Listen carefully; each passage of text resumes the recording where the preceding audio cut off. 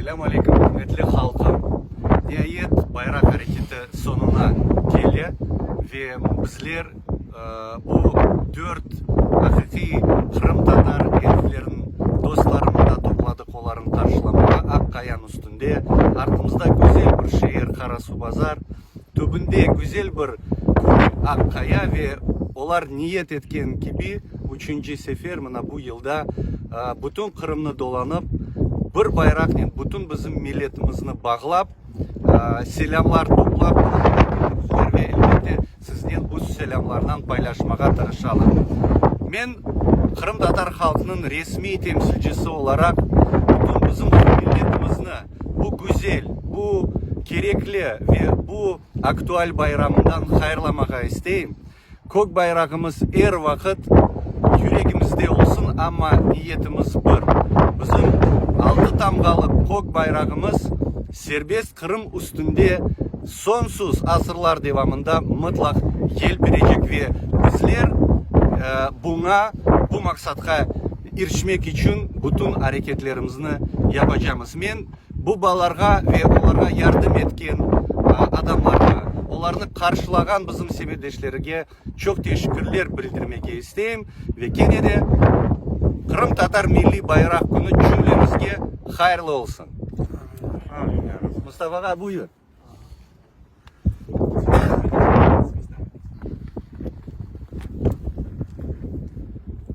Saygılı vatandaşlar, bugün biz bir kuvvançlı günde bizim milli bayramımız.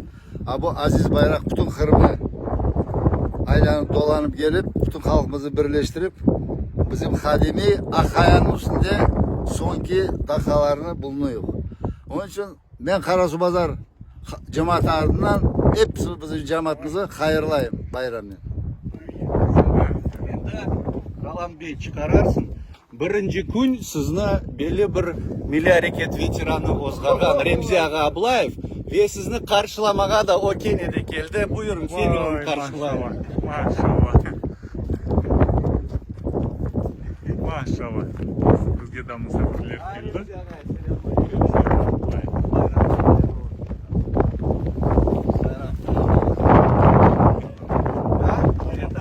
Selam aleyküm.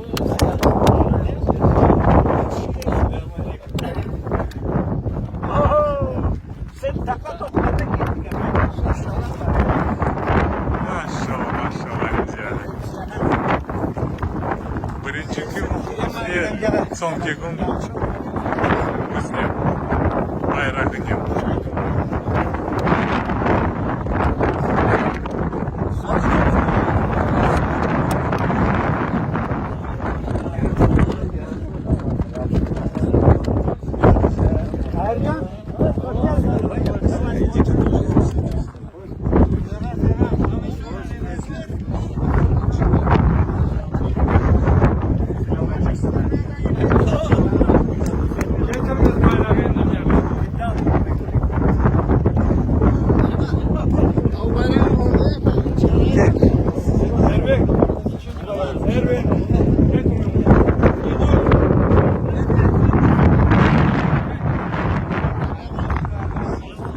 Hasan, gel dostum.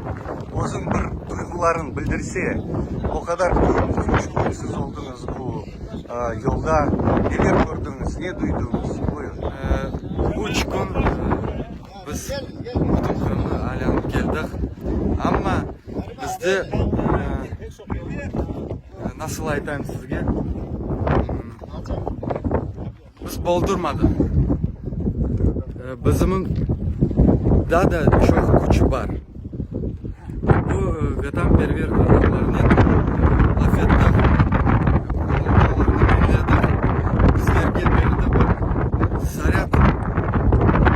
Biz bu zaryatni tek ökke doğru tutacağız.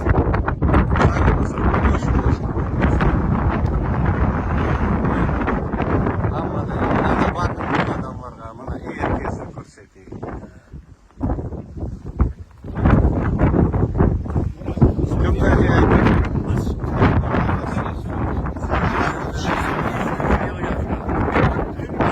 Bugün bizim bayrağımız bu bayrağı Irak'ta varmakan yeri kalmadı dünyanın üstünde. Hem öyle de olacak.